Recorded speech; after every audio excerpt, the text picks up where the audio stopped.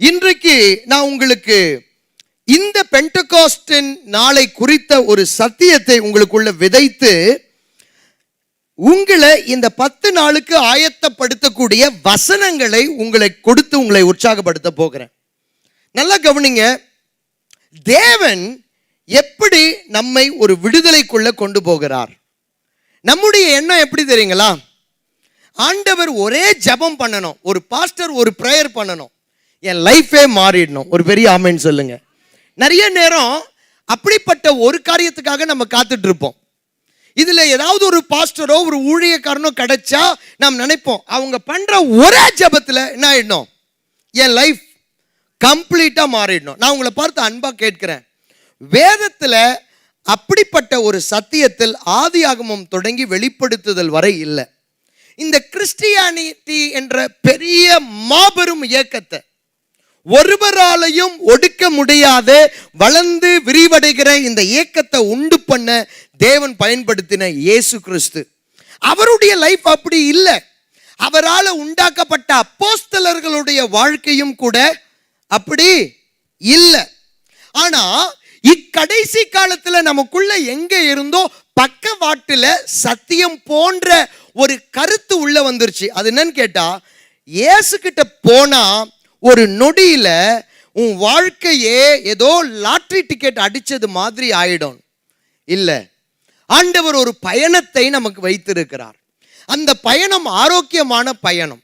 உங்க மகனோ மகளோ, நான் உங்களை பார்த்து கேட்கிறேன், ஒரே செகண்ட்ல உங்க மகன் மகள் வளர்ந்தா எப்படி இருக்கும்? ஆரோக்கியம் இல்லாததா இருக்கும். உங்க பிள்ளைங்க ஒரே நாளில் அனைத்து படிப்பையும் படிக்காமலேயே பட்டம் பெற்றா எப்படி இருக்கும்? ஆபத்தா இருக்கும். உங்கள எத்தனை பேர் ஆன்லைன்லயே கிளாஸுக்கு போய் டாக்டர் ஆனவங்கள்ட்ட வைத்தியம் பார்க்க போக ரெடியா இருக்கிறீங்க? அவங்கள்ட்ட போய் நீங்க ஆபரேஷன் பெற்றுக்கொள்ள மாட்டீங்க. உலகத்தில் ஆரோக்கியம் இல்லாதது தான் நொடியில் நடக்கும். இந்த கிறிஸ்தவம் கூட ஒரு நொடியில் நடந்தது அல்ல. 2000 வருஷங்களுக்கும் மேலாக ஆண்டவராகிய இயேசு கிறிஸ்து சபையை கட்டி கொண்டிருக்கிறார். பொறுமையோடு கட்டிக்கிட்டு இருக்கிறார்.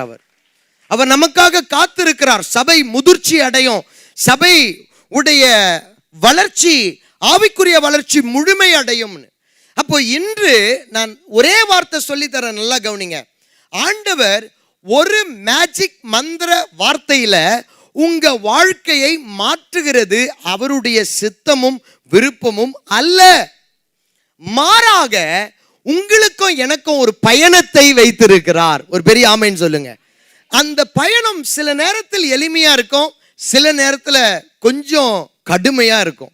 ஆனா அந்த பயணத்துக்குள்ள நம்ம போகும் பொழுது ஒன்று மாத்திரம் நிச்சயம், இயேசு உங்களுக்கு கொடுத்த பயணத்தின் முடிவில் நீங்கள் பிரகாசிக்கிறவர்களாக ஆசீர்வதிக்கப்பட்டவங்களாக தான் நீங்க இருப்பீங்களே ஒழிய நீங்க ஒரு நாளும் அந்த பயணத்துக்குள்ள போய் வெறுமையாக வெளியே வர மாட்டீங்க.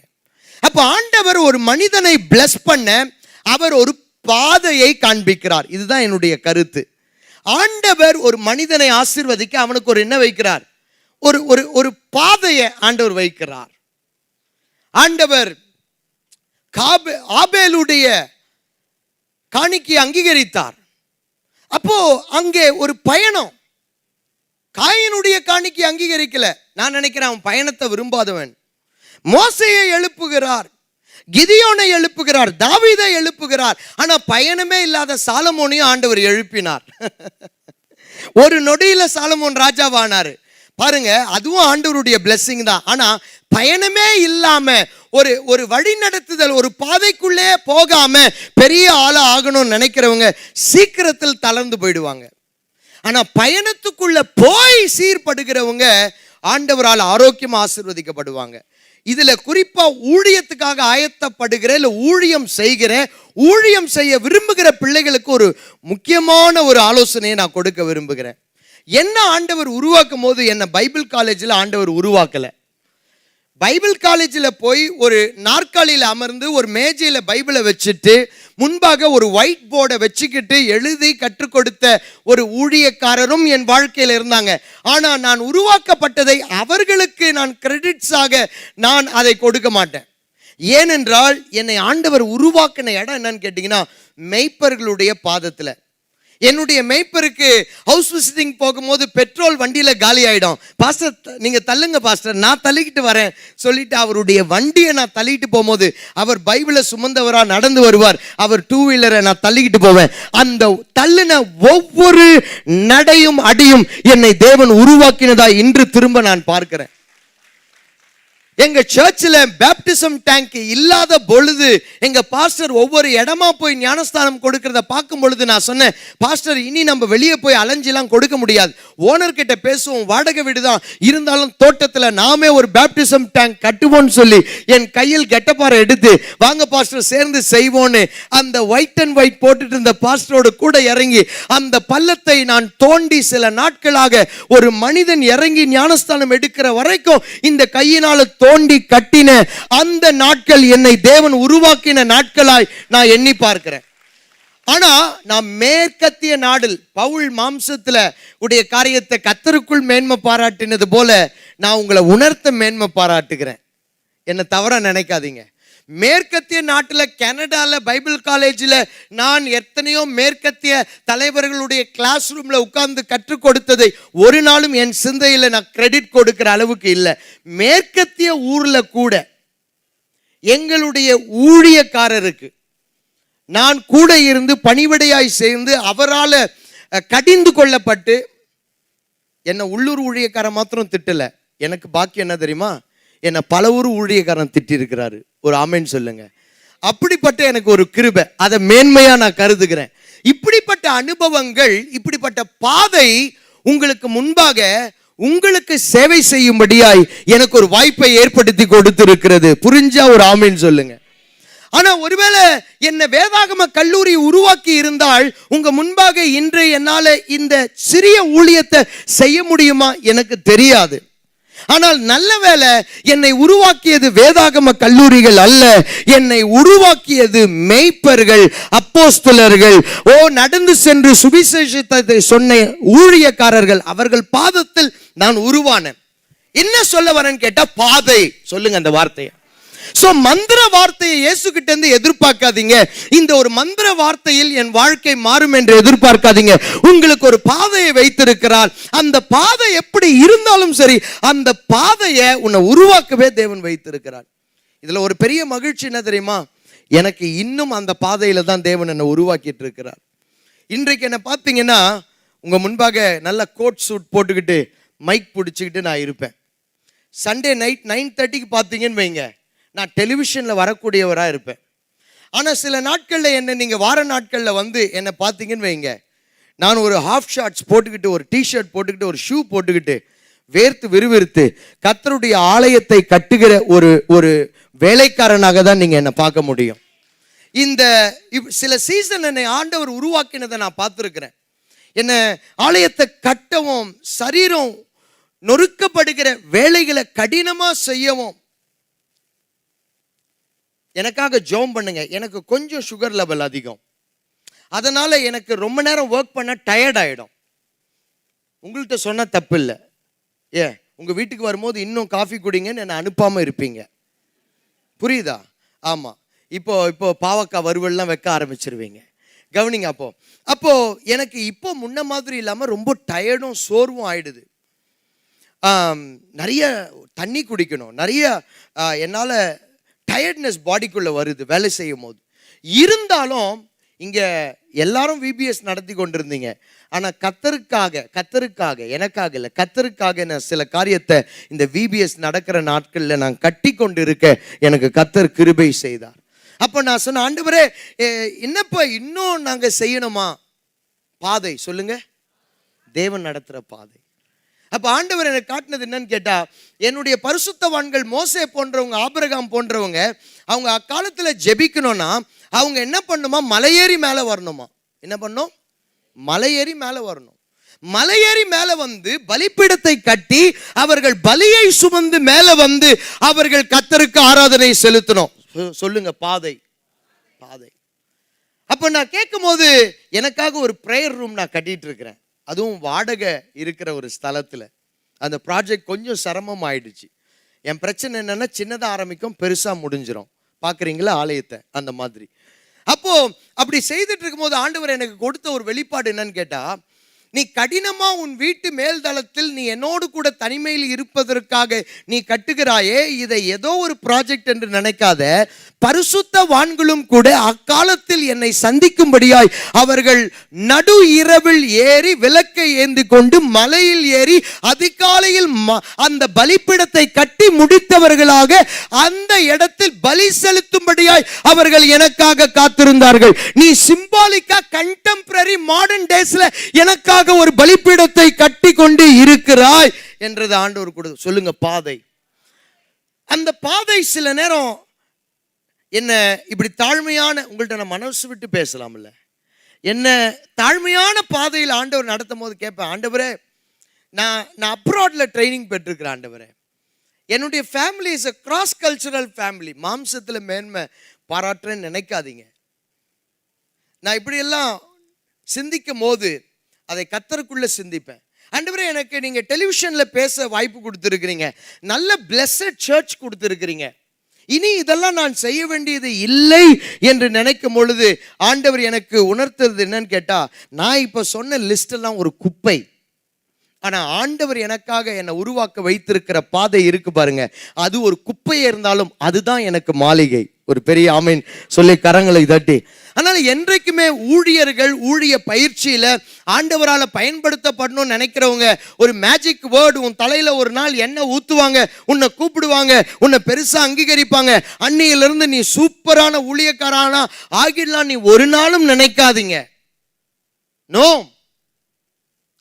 நேற்றுக்கு ஒரு பாடல் என் மைண்ட்ல வந்தது, இயேசுவை நீ ஏற்றுக்கொண்டால் நீயும் செலிபிரிட்டி ஆயிடலாம், ஆயிடலாம், செலிபிரிட்டி ஆயிடலாம், செலிபிரிட்டி ஆயிடலாம். பிரச்சனையே நான் நினைச்சேன் அங்கதான். ஏன்னா நீ இயேசுவை ஏற்றுக்கொள்றது எதுக்காக? செலிபிரிட்டி ஆவதுக்காக. ஊழியம் நீ வருகிறதே எதற்காக? அந்த பாடலை குறைவா எனக்கு அந்த பாடலை பற்றி தெரியாது, லைட்டா ஒரு டியூன் வந்தது, அப்போ என் சிந்தை ஆழமா போயிடுச்சு. ஊழியக்காரங்க சிந்திக்கணுமா இல்லையா அமைதலான நேரத்தில்? அப்ப நான் சொன்ன, ஆண்டவரே, உம்மை சபைக்கு வருகிற மக்கள், ஊழியத்துக்கு போகிற மக்கள், நாங்கள் எப்படி செலிபிரிட்டி ஆகிடலாம் என்பதற்காக உங்களை ஏற்றுக்கொள்ளுகிற என்ற ஆவிக்குரிய அஸ்திபாரமே பலவீனமான ஆவிக்குரிய அஸ்திபாரம் சபைக்கு. என் கூட எத்தனை பேர் இருக்கிறீங்க? செய்தியில மாத்திரமல்ல, பயணத்துல. அப்ப உண்மையான ஆவிக்குரிய அஸ்திபாரம் என்னது? சொல்லுங்க, பாதை. அப்ப எதுக்காக இந்த பாதை என்ற வார்த்தைக்கு இவ்வளவு நேரம் நான் எடுத்துக்கிறேன்னு கேட்டா, நீங்க முதல்ல அந்த சத்தியத்தை புரிஞ்சுக்கணும். ஆண்டவர் நமக்காக ஒரு பாதையை வைத்திருக்கிறார். அந்த பாதைக்குள்ள நம்ம அடங்கி புரியலனா கூட பயணிக்கும் பொழுது அந்த பாதையின் முடிவு ஜீவன், ஆசீர்வாதமாக தேவன் நமக்கு ஏற்பாடு செய்து கொடுக்கிறார். ஆனா நிறைய நேரத்தில் அது ஏன் என்று நமக்கு புரிவது இல்லை. ஏன் இப்படி? அந்த சீசன் அது அப்படிதான். ஒரு ஆமென் சொல்லுங்களேன். அப்ப இந்த வசனத்தில் அவர்கள் அப்போஸ்தலர்களுக்கு அவர் கொடுத்த ஒரு பாதை, அதுதான் அப்போஸ்தலர் புஸ்தகம் 2ஆம் அதிகாரம் பெந்தகோஸ்தே என்னும் நாள் வந்தபோது என்று தொடங்குகிற முதலாவது வசனம்.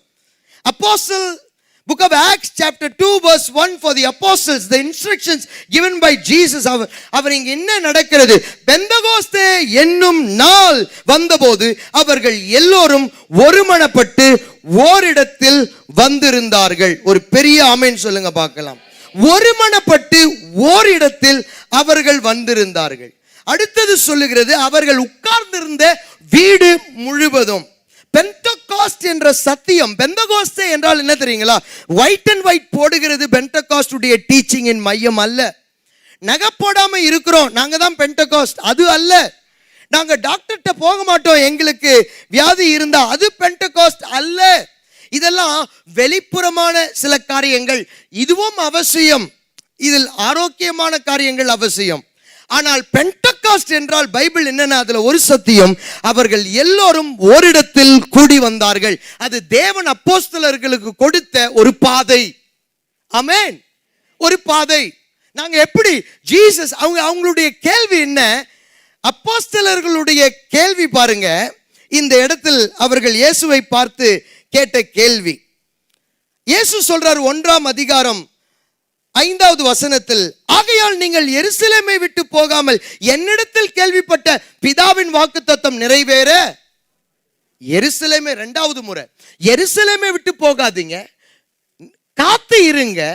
பெண்டெகாஸ்ட் என்னும் நாள் வந்தபோது அவர்கள் எல்லாம் ஓரிடத்தில் ஒரு மனமாய் கூடி வந்தார்கள். திரும்ப திரும்ப இந்த இடத்தில் கூடி வந்தார்கள் என்ற அர்த்தமுள்ள வார்த்தைகள் திரும்ப திரும்ப ஒலித்து கொண்டிருக்கிறது. என்ன பார்க்கிறீங்களா? 6வது வசனம் சொல்லுகிறது, மறுபடியும் அப்பொழுது கூடி வந்திருந்தவர்கள் அவரை நோக்கி, ஆண்டவரே, இக்காலத்திலேயா ராஜ்யத்தை இஸ்ரவேலுக்கு திரும்ப கொடுப்பீர் என்று கேட்டார்கள். இவங்க கேள்வி என்னது? ஆண்டவரே, அந்த கேள்விக்கு அர்த்தம் நான் உங்களுக்கு சொல்லட்டுமா? எப்ப ஆண்டவரே எங்களுக்கு ஃப்ரீடம் கிடைக்கும்? எப்போ இஸ்ரவேலை நீங்க உயர்த்துவீங்க? இஸ்ரவேலை எப்போ ஆளுமைக்குள்ள வைப்பீங்க? இஸ்ரவேல் எப்போ பெரிய ஆளா ஆகும்? ஆனா அப்படி கேட்க துணியாம அதை எப்படி கேட்கிறாங்க? இஸ்ரவேலை இக்காலத்திலேயா அந்த ராஜ்யத்தை திரும்ப, ஏதோ ஒரு பரலோக ராஜ்யம் சமீபித்திருக்கிறது, யாருக்கும் ஒன்றும் புரியல. தேவனுடைய ராஜ்யம் சமீபித்திருக்கிறது புரியல. இவனுக்கு தெரிஞ்சதெல்லாம் தன்னுடைய ராஜ்யம். ஒரு பெரிய ஆமென் சொல்லுங்க. இவங்களுக்கு தெரிஞ்சதெல்லாம் ஏன் ராஜ்யம் எப்படி கட்டப்படும்? அப்ப அவங்க கேட்கிறாங்க, நாங்க எப்படி ஆண்டவரை செலிபிரிட்டி ஆயிடலாம்? நாங்க எப்படி ஆண்டவரை பெரியாள் ஆயிடலாம்?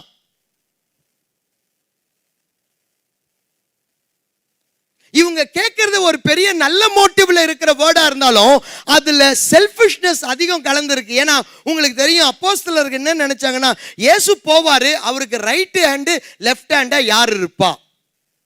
அந்த புது கிங்டம்ல இவ்வளோ நாள் நம்ம வந்திருக்கிறோமே, நமக்கு என்ன லாபம் கிடைக்கும்? ஒரு ஸ்டடி ஒன்று சொன்னாங்க. அந்த ஸ்டடி எப்படி நான் சொல்றேன், கவனிங்க. இயேசு பேதுருவுக்கு வலை கிழியத்தக்க மீன்களை கொடுத்தார், ஆமாவா இல்லைங்களா?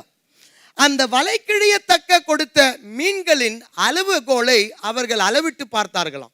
அந்த இடத்துல கிட்டத்தட்ட 2 படகு, நான் நம்புகிற 4 பேர் என்று நினைக்கிறேன். ஸோ 4 பேரா அந்த இயேசு கொடுத்த மிராக்களை அவர்கள் பங்கிட்டால் அந்த தொகை, அந்த பிடிக்கப்பட்ட மீனுடைய பணத்தொகை எவ்வளவா இருந்திருக்கும்னா, கவனிங்க, ஆச்சரியப்படுவீங்க. 12 வருடத்துல இருந்து 30 சம்திங், 32 36 எனக்கு ஞாபகம் இல்லை, உங்களுக்காக சொல்றேன் 36. 12 இருந்து 36 வருடத்துக்கு வேண்டிய 4 பேருடைய வருமானத்தை இயேசு அந்த நாள் அற்புதத்தில் செய்து கொடுத்தாராம். கையை தட்டி பிரைஸ் தி லார்ட் சொல்லுங்க. நல்லா கவனிங்க, மறுபடியும் சொல்றேன், லாட்ரின்னு சொன்னேனே, இயேசு கிட்ட வந்தா யோகம்னு, அதான் இது. அதாவது 12 வருஷத்துல இருந்து 36 வருஷத்துக்கு ஒரு தனிநபர் போனா எவ்வளவு சம்பாதியத்தை சம்பாதிக்கலாமோ அத்தனை சம்பாதியத்தை 4 பேருக்கு ஒரே நாளில் இயேசு ஒரு வார்த்தையை கொடுத்து அதை பிடிக்கும்படி செய்தார். ஆனா அதுக்கு பிற்பாடு என்ன நடந்ததுன்னு கேட்டா, அவர் காலிங்க சொல்றாரு, பார், நீ மீன் பிடிக்கலாம், நீ எதை வேணா பிடிக்கலாம், நீ யாரை வேணா பிடிக்கலாம், நீ ஐஸ் கூட பிடிக்கலாம், ஆனா அதுல நான் உன்னை ஆசீர்வதிப்பேன். ஆனா நான் உனக்காக வச்சிருக்கிற நோக்கம் இதுதான். அதான் நீங்க ரீடிஃபைன் பண்ணாரு. நீ படிக்கலாம், நீ வேலைக்கு போகலாம், நீ கார்ப்பரேட் கம்பெனில வேலை பார்க்கலாம், நான் உன்னை ஆசீர்வதிப்பேன். ஆனா உன் வாழ்க்கைக்கு நான் வச்சிருக்கிற பர்பஸ், நீ மனிதர்களை பிடிக்க வேண்டும். கரங்களை உயர்த்தி ஒரு ஆமென் சொல்லுங்க. புரிஞ்சுதா? பாருங்க, ஜீசஸ் எப்படின்னா, நீ செய்யறத ஆசீர்வதிப்பாரு. ஆனா நீ அவர்கிட்ட போய் என் பிறப்பின் நோக்கம் என்னவென்று கேட்டாதான் உன் பிறப்பின் நோக்கத்தை அவர் உனக்கு வெளிப்படுத்துவார். நிறைய பேர் ஆசீர்வாதமா இருக்கிறோம், ஆனா பிறப்பின் நோக்கத்தை நிறைவேற்றாமல் இருக்கிறோம். நீங்க இயேசு கிட்ட வந்து ஆசீர்வாதம் பெறுகிறீங்களோ இல்லையோ, ஒரு முக்கியமான காரியம் நீங்க பெற்றுக்கொள்ளணும். இயேசு கிட்ட என்னன்னு கேட்டா, அவர்கிட்ட கேட்டு என் பிறப்பின் நோக்கம், என் குடும்பத்தின் நோக்கம் என்ன என்பதை கேட்டு நீங்கள் அவரிடத்தில் பெற்றுக்கொள்ள வேண்டும். நான் உங்க முன்னாடி நிக்கிறேன்னா அதை ஒரு நாள் கேட்டேன், என் பிறப்பின் நோக்கம் என்ன? What is the purpose of my existence in this world? என்ன நோக்கம்? நான் என்ன வேணா செய்யலாம். நான் ஒரு காரியத்தை இயேசுகிட்ட கொண்டு போய், ஆண்டவரே, இன்னைக்கு நான் இதான் பண்ணியிருக்கிறேன், இதை நீங்க ஆசீர்வதிங்க. வலைய போடு, வலை கிழியத்தக்க. நீங்களும் நானும் சர்ச்சுக்கு போய் சாட்சி சொல்லியிருப்போம், இயேசுவை நம்பி வந்தேன், வலைய போட்டேன், வலைய கிழியத்தக்க. வாவ், எனக்கு எவ்வளவு பிளெஸிங் கொடுத்தார் தெரியுமா? ஆனா அங்க ஜீசஸ் சொன்ன மெசேஜ் என்ன? பேதுரு, நீ வாழ்நாள் எல்லாம் வலைய போடலாம், நீ ஜோம் பண்ணிட்டு போடு, நீ மீனவனாவே இரு, நான் உன்னை ஆசீர்வதிக்கிறேன். ஆனா உன் பிறப்பின் நோக்கத்தை நான் உனக்கு சொல்லட்டுமா? உன் மீது என் சபையை கட்டுவேன். கரங்களை தட்டி என் கூட இருக்கிறீங்களா? அப்போ அந்த அந்த இடத்துல அந்த நீ நீ நல்லா கவனிங்க, இந்த வேர்டு உங்களுக்கு வருது. உன் பிறப்பின் நோக்கத்தை அடைவதற்காக நீ எதையும் விலையாக செலுத்த ஆயத்தமா? நிறைய பேர் ஆயத்தம் இல்லை. உன் பிறப்பின் நோக்கத்தை நீ அடைய, தேவன் உனக்காக வைத்த உன் பிறப்பின் நோக்கத்தை நீ அடைய எதையும் பயணத்தில் விலையாக செலுத்த நீ ஆயத்தமா? நிறைய பேர் நம்ம தலையாட்டிக்கலாம் முடியாது. It is tough.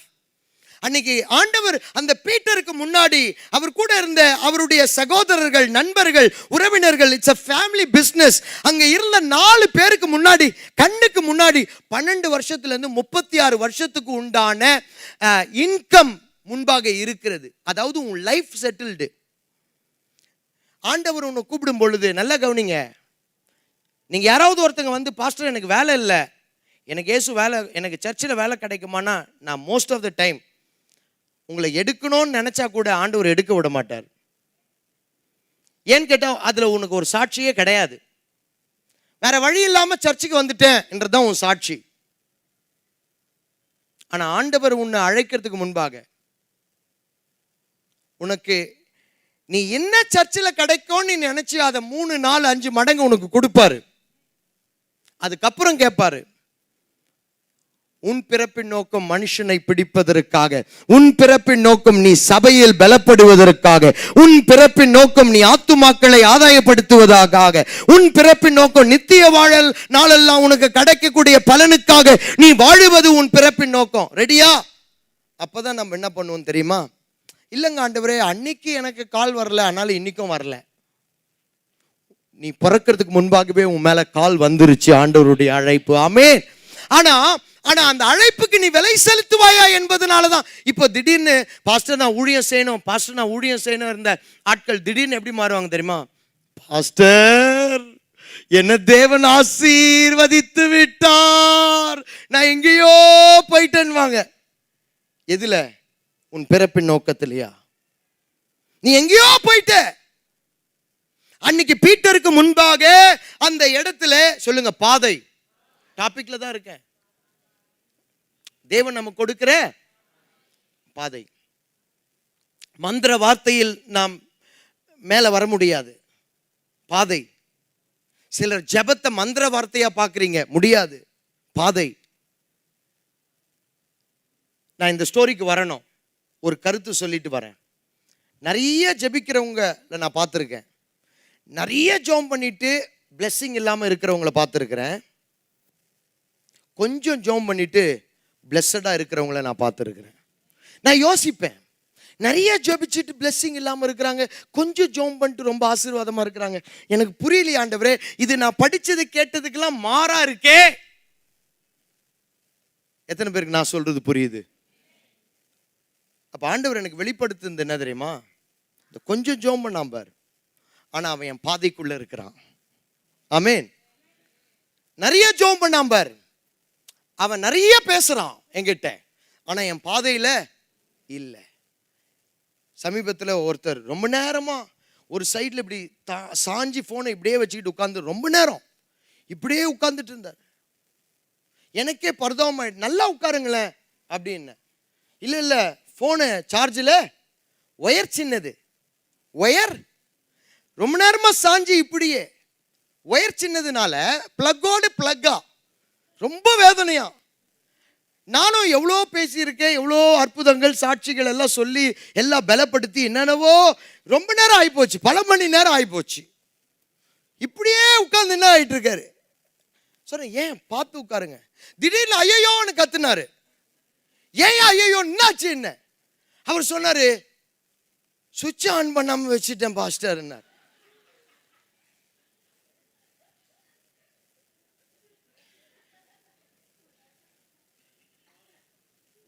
சொல்லுங்க, பாதைன்னு. நான் சொன்னேன், நம்ம உடனே சிந்தைக்குள்ள போயிடுவோம், புரியுதா? நான் சொன்னேன், ரொம்ப நேரம் இப்படி உனக்கு உடம்பெல்லாம் வலிச்சிருக்கும். எவ்வளோ நேரம் நீ முட்டி போட்டிருப்ப ஜபத்தில்?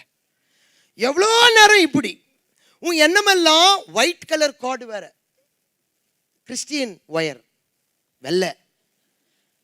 ஆனா அது இவ்வளவுதான், நான் தேவனோடவே இருக்கிறேன் ரொம்ப நேரமா நீ இருந்த, ஆனா 1% கூட நீ பெற்றுக்கொள்ளவில்லை. கொஞ்சம் கையை தட்டி புரிஞ்சா பிரைஸ் பிரேக் எடுங்க.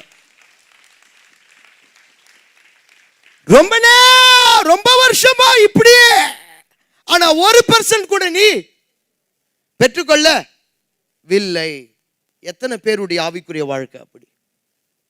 என்னென்னவோ பண்றோம், இப்படி பண்றோம், இப்படி நெருங்கி இருக்கிறோம், சார்ஜுக்கு பக்கத்துல போடுறோம், ஒயர் சின்னதா இருக்குன்னு கஷ்டமா இருந்தாலும், ஆனா சுவிட்ச் ஆன் பண்ண மறந்துட்டோம். அதுதாங்க உன் வாழ்க்கைக்கு தேவன் வைத்திருக்கிற நோக்கம் தாங்க சுவிட்ச்.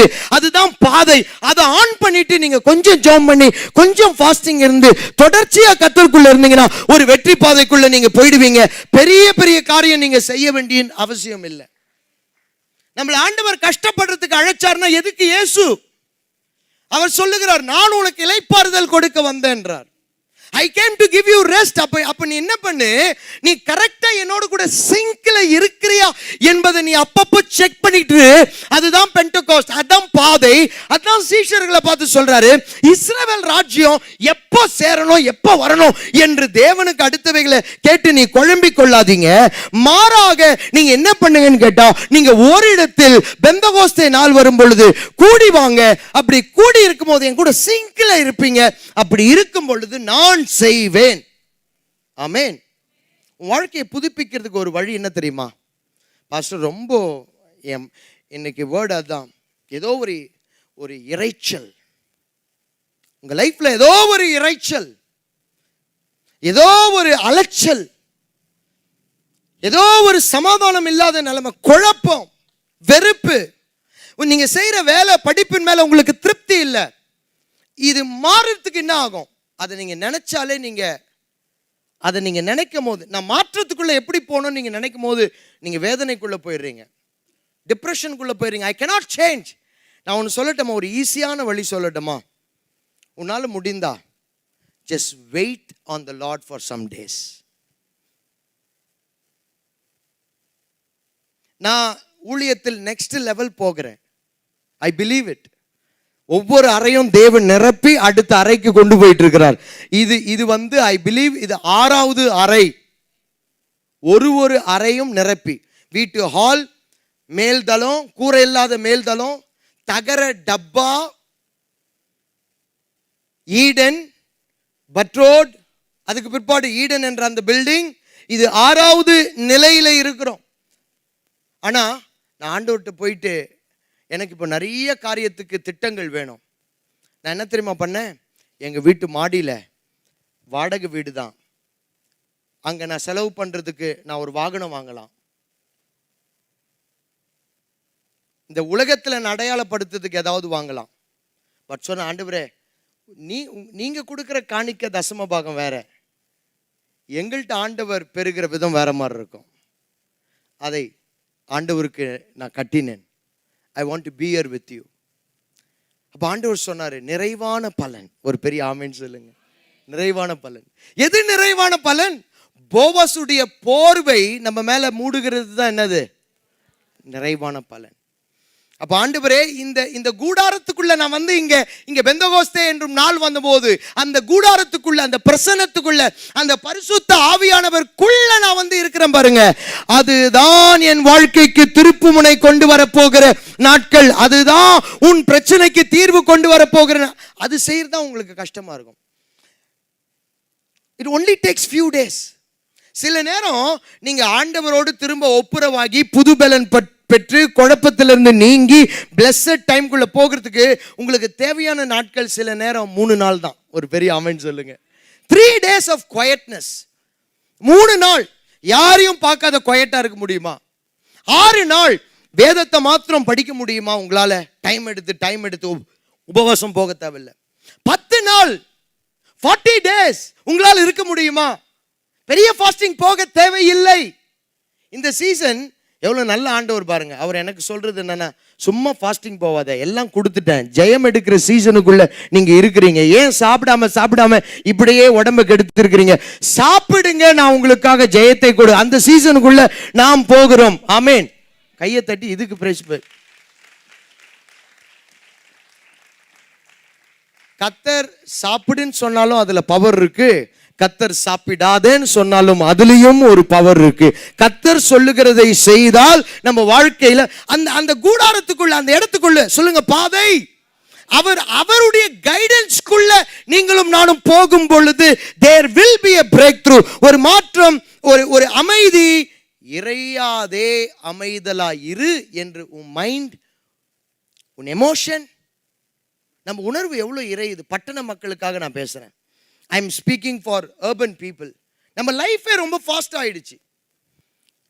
வீட்டில் எப்பவுமே டென்ஷன், பிள்ளைகளோட டென்ஷன், குடும்பத்தில் டென்ஷன், வேலையில டென்ஷன், வேலையில டார்கெட் பிரஷர், இப்படி பண்ணலனா முடிஞ்சது. அப்படிப்பட்ட நேரத்தில் இருக்கிற அந்த சிச்சுவேஷன்ல, அந்த சூழ்நிலையில நிறைய மக்களுக்குள்ள ஒரு இறைச்சல், உன் உணர்வு சொல்றேன், you are not in peace. உங்களால காமா ஸ்டில்லா இருக்க முடியல. ஆண்டவர் சொல்றார், என் கூடாரத்துக்குள்ள நீ வா, நீ காம்னஸ்க்குள்ள, ஸ்டில்னஸ்க்குள்ள போயிடுவ, நான் எல்லாத்தையும் பார்த்துக்கிறேன், அவர் எல்லாத்தையும் பார்த்துக்குவார். நம்புறீங்களா? கையை தட்டி கொஞ்சம் பிரைஸ் பிரேக் எடுங்க.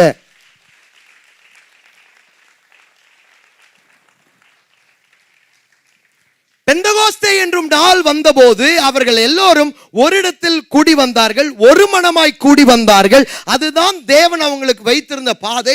அவர்கள் எல்லாம் வேகமா இருந்தாங்க. நாங்க போய் உலகத்தை மாத்தணும், நாங்க போய் அற்புதங்களை செய்யணும், நாங்க போய் நீங்க எங்களுக்கு கற்றுக் கொடுத்ததெல்லாம் செயல்படுத்தணும். ஆனா தேவன் சொன்னாரு, நீங்கள் எருசலேமை விட்டு, அதாவது நான் உங்களை உருவாக்க, நான் உங்களை நடத்தி கொண்டு போன, அற்புதங்களை செய்த அந்த இடத்தை விட்டு அதுல கலெக்ஷனா நீங்க இருங்க.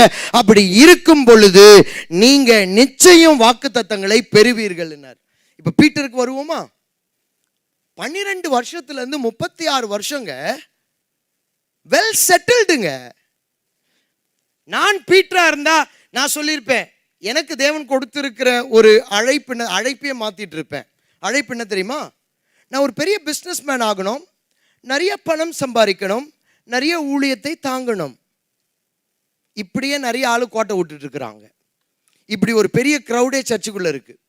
நான் ஒரு பெரிய பிசினஸ் மேன் ஆகணும், கடவுளுடைய ஆசீர்வாதங்களை நிறைய பெறணும், நிறைய ஊழியர்களை நான் தாங்கணும். நான் நினைக்கிறேன் பீட்டர் ஆல்மோஸ்ட் அங்க போயிட்டாருன்னு நினைக்கிறேன். கூட்டி கழிச்சு பார்த்தா பீட்டர் மாத்திரம் இல்லை, 4 பேருடைய குடும்பத்துக்கு 12 வருஷத்துல 36 வருஷத்துக்கு வேண்டிய பண தேவை சந்திக்கப்பட்டாச்சு. அன்னைக்கு it's a do or die situation. அன்னைக்கு கேட்கிறாரு, will you come follow me? அதுக்கு முன்னாடி இவனே வந்தான், நான் வரேன். ஆண்டவர் வேணாம் பண்ணார். இன்னைக்கு கேட்கிறார், will you come follow me? இதை இந்தியன் சினிமா டைரக்டர்ஸ் எடுத்தாங்கன்னா அந்த கம்போசிங், அந்த மியூசிக் இதெல்லாம் கொடுத்து பயங்கரமா அந்த லெவலுக்கு கொண்டு போயிடுவாங்க. நல்லா கவனிங்க. ஒரு பக்கம் 36 வருஷத்துக்கு வேண்டிய பணம் சொல்லும் போதே நீங்க ஆவலா கவனிக்கிறீங்க. சிலர் சேருடைய முனைக்கு வந்துட்டீங்க, புரியுதா? இன்னொரு பக்கம் இயேசு கம் ஃபாலோ மீன்றாரு, பின்னாடி பார்த்தா ஓட்ட ஒன்றும் இல்லை. நரிகளுக்கோ குழி உண்டுன்ற மாதிரி ஒன்னும் தெரியல. ஆண்டவர் ஒரு பக்கம் ஒன்னும் தெரியல, இயேசு தெரிகிறாரு, கம் ஃபாலோ மீ. ஆனா இயேசு கிட்ட இப்படியெல்லாம் செய்கிற ஒரு சக்தி வேற இருக்கு. ஆனா இவனுக்கு தெரியும் நமக்கு எப்பவுமே அப்படிலாம் நடக்காது, அவர் வேற ஏதோ நோக்கத்துக்காக நம்மளை கம் ஃபாலோ மீன்னா. நல்லா கவனிங்க, கம் ஃபாலோ மை மிராக்கிள் சொல்லல, come follow the blessing I will give you சொல்லல, கம் ஃபாலோ மீன்னாரு. பறவைகளுக்கோ கூடு உண்டு, மனுஷகுமாரனுக்கு தலை சாய்க்க இடம் இல்லை. குழிகளுக்கோ நரிகளுக்கோ குழி உண்டு, ஆனா மனுஷகுமாரனுக்கு தலை சாய்க்க இடம் இல்லை. அவங்க புரிஞ்சுக்கிட்டாங்க, they understood. Come follow Meena இந்த மீன் இல்ல, அந்த வடை இல்ல, அந்த வீடு இல்ல, அந்த வாசல் இல்ல. Come follow Meena come follow me. அததான் சுத்த தமிழ்ல கம்முனா கம்மு காட்டி கோ, அவ்வளவுதாங்க அதனுடைய விளக்கம். வேற வழி இல்ல. இயேசு கம் ஃபாலோ மீனா எங்க போறாரு? 3.5 வருஷம் முடிஞ்ச உடனே கோவாக்கா சிலுவை எடுத்துக்கொண்டு கொல்கத்தா மலை மேல ஏறினார். அன்றைக்கு தான் உங்களுக்கு தெரிஞ்சிருக்கும், இன்னைக்கு இந்த மலையில மீனை காணோம், படகை காணோம், வீடை காணோம், அப்பத்தை காணோம், எதுவும் காணுமே. இந்த இடத்து தான் ஆண்டவர் சொன்னாரா, கம் ஃபாலோ மீ. நான் சொல்றேன், ஆண்டவருடைய பாதை எல்லாம் முடிஞ்சிருச்சு, மரணத்துக்கு நீ போகிற என்றது போல இருக்கும். ஆனா அது உயிர்த்தெழுதலையும் மகிமையிலையும் கண்டிப்பாக முடியும். துணிஞ்சவங்க தான் அந்த 36 வருஷத்துடைய பணத்தை விட்டுட்டு அவரை கமான் கொஞ்சம் பிரைஸ் பிரேக் எடுங்க, நிறுத்தாதீங்க.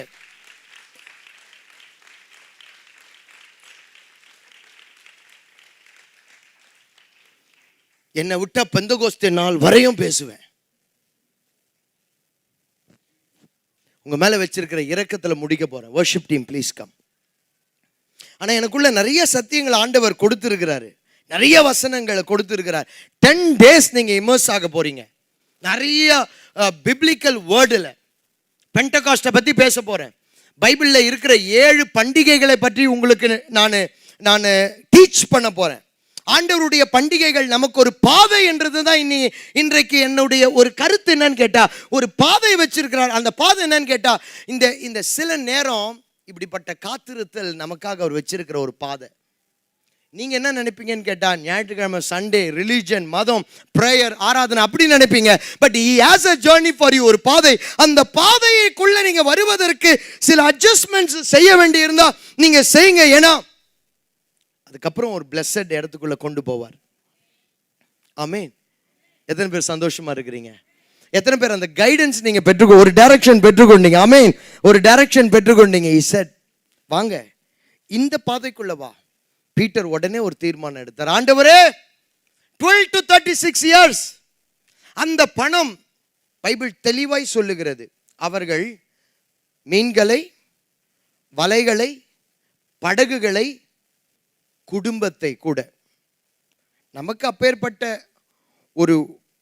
ஒரு ஸ்ட்ராங்கான கால் இல்லாம இருக்கலாம். they were the early apostles. சிலருக்கு ஆண்டவர் அதையும் உணர்த்தலாம். பட் பீட்டர் சொன்னாரு, அப்ப அவர்கள் they were ready. இந்த பாதையை, தேவனுடைய பாதையை, ஏன்னா அவங்க ரெண்டுமே பார்த்துட்டாங்க.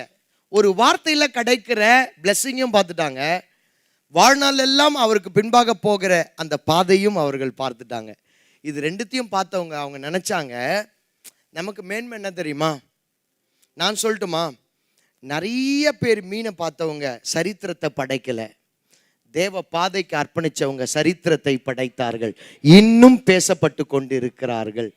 இன்னும் they are still alive.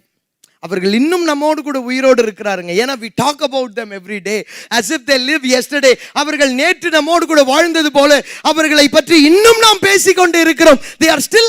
அதுதான் ஆண்டவர் கொடுக்கிற ஆனர் உலகம் கொடுக்கிற ஆனர் மாதிரி இருக்காது. 3 எழுத்தில் என் மூச்சு இருக்கும், அது முடிந்த பின்னாலும் பேச்சு இருக்கும். வருஷத்துக்கு பிறந்த நாள், வருஷத்துக்கு இறந்த நாள், அப்படிப்பட்ட சீசன்ல ஒரு குறிப்பிட்ட இடத்துல அப்படி இருக்கும். ஆனா ஆண்டவர் பீட்டர் ஆனர் பண்ணும் பொழுது, ஆமென், 3 எழுத்துன்னு நீங்க இயேசுக்கு போயிட்டீங்களோ? கவனிங்க, மெசேஜுக்குள்ள வாங்க. ஆண்டவர் அப்படி உன் பர்த்டேக்கும் உன்னுடைய டெத் ஆனிவர்சரிக்கும் உன்னை ஏதோ ஒரு இடத்துல பேசுறதுக்கும் அப்படி உனக்கு ஒரு சிலை வைக்கிறதுக்கும் உன் ஆண்டவர் அழைக்கல.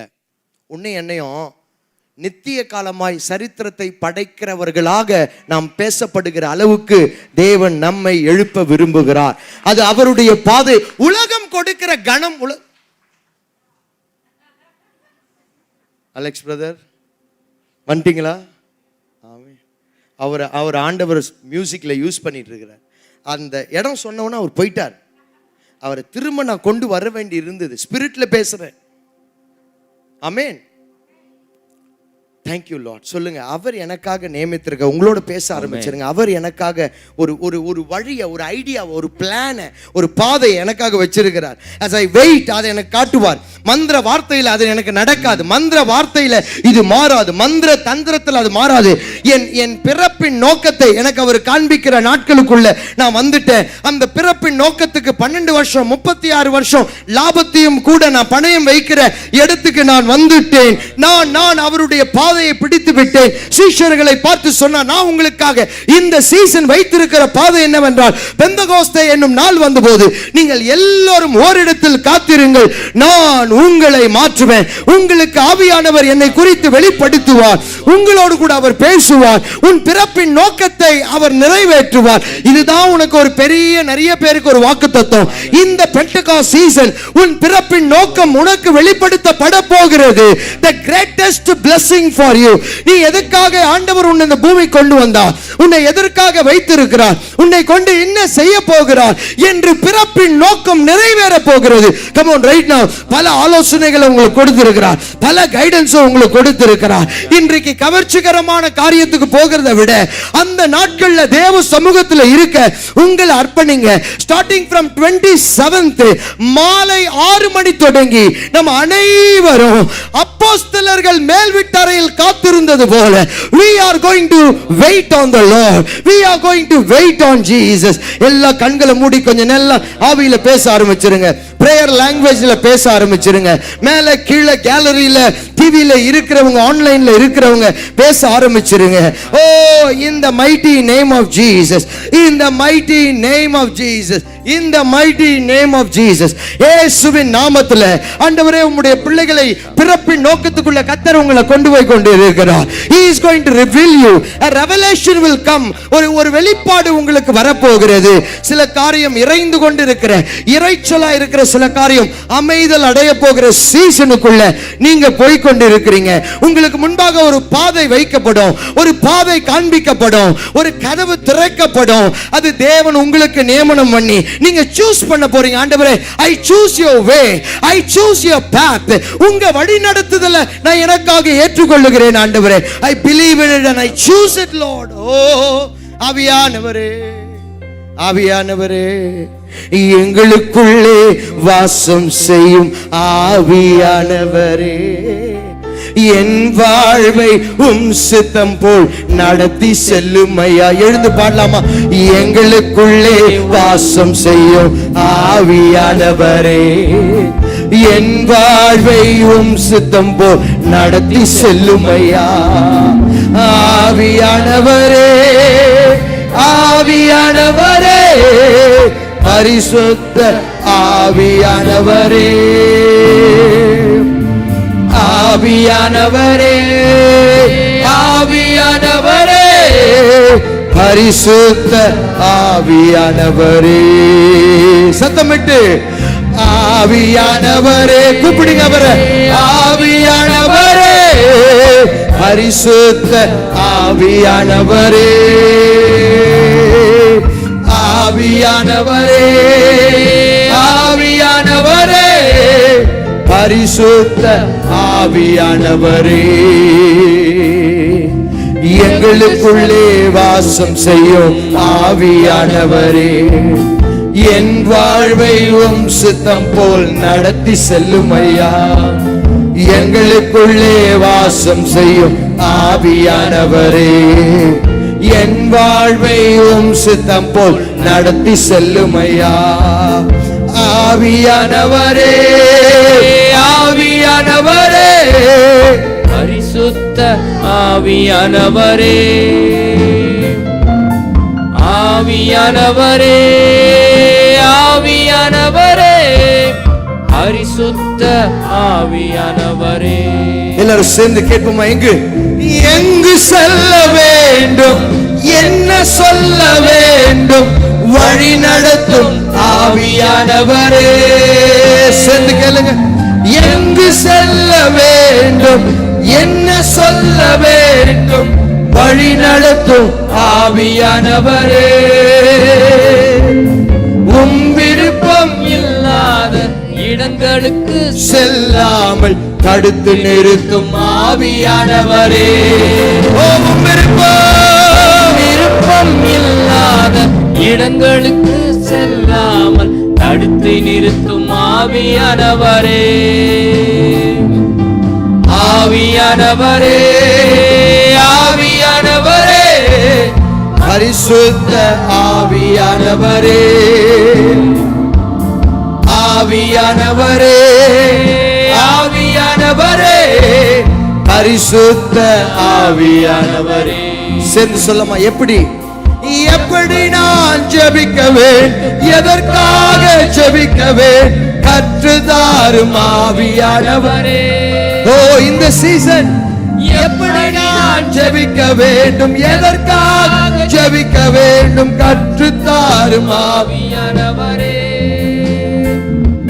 வேத வசனம் புரிந்து கொண்டு விளக்கங்களை அறிந்திட வெளிச்சந்தாரும் ஆவியானவரே. வேத வசனம் புரிந்து கொண்டு விளக்கங்களை அறிந்திட. எல்லாரும் சேர்ந்து கரங்களை வைத்து ஒரு பிரேயர், ஒரு ஜெபமாக. ஆவியானவரே, ஆவியானவரே, ஆவியானவரே, பரிசுத்த ஆவியானவரே. ஓ ஆவியானவரே, ஆவியானவரே, Come on. ஆவியானவரே, பரிசுத்த ஆவியானவரே. கரங்களை அசைத்து ஆவியானவரே, ஆவியானவரே, ஆவியானவரே, பரிசுத்த ரீகாபாலாஷா. ஆவியானவரே. ஓ ஆவியானவரே, ஆவியானவரே, ஆவியானவரே, பரிசுத்த அப்படியே ஆவியானவரே. தேவனை உயர்த்தி மகிமைப்படுத்தி கொண்டே இருங்க. எல்லாம் ஹோலி ஸ்பிரிட் ஆவியானவரே கூப்பிட்டு கொண்டே. ஆன்லைன்ல இருக்கிற உங்களை ரிலீஸ் பண்ணுகிறேன். இந்த வருகிற இந்த வாரம் 27ஆம் தேதி மாலை 6 மணிக்கு இந்த ஹால்குள்ள தொடங்கும். 6:30 மணிக்கு ஆன்லைன்ல உங்களை சந்திப்பேன். எவ்ரிடே ஜாயின் ஆயிடுங்க. உங்களால முடிந்த அந்த லாஸ்ட் 3 டேஸ் சென்னைக்கு கிளம்பி வந்து எங்களோடு கூட இணைந்து கொள்ளுங்க. உங்களுக்கு சில வசதிகள் செய்து தரப்படணும்னா முன்பாகவே எங்களை தொடர்பு கொள்ளுங்க. பிரேயர் லைனை தொடர்பு கொள்ளுங்க. கால் சென்டர்ல இருக்கிறவங்க, பிரேயர் லைன்ஸ் அட்டென்ட் பண்றவங்க ரொம்ப கேர்ஃபுல்லா இருங்க. அப்படிப்பட்ட மக்களுக்கு வேண்டிய உதவியை பண்றதுக்கு ரெடியா இருங்க. கர்த்தர் உங்களை ஆசீர்வதிப்பார். பல டிஸ்ட்ரிக்ட்ல இருந்து நாம் சந்திப்போம் என்று நான் நம்புகிறேன். ஒரு பெரிய அசைவை நம்ம நடுவுல தேவன் கொடுப்பார். இன்று என் செய்தியுடைய மைய கருத்து, நாம் ஆசீர்வாதத்துக்குள்ள போவதற்கு தேவன் நமக்கு கொடுத்த ஒரு பாதையில, பல பாதையில ஒரு பாதை, ஒரு ஸ்டேஷன் தான் இந்த பெண்டகாஸ்ட் நாள் அன்று நாம் வந்து காத்திருக்கிற இந்த அனுபவம். இதுதான் ஒரு பாதை. நான் நம்புகிறேன், தீவிரமா நம்புகிறேன்.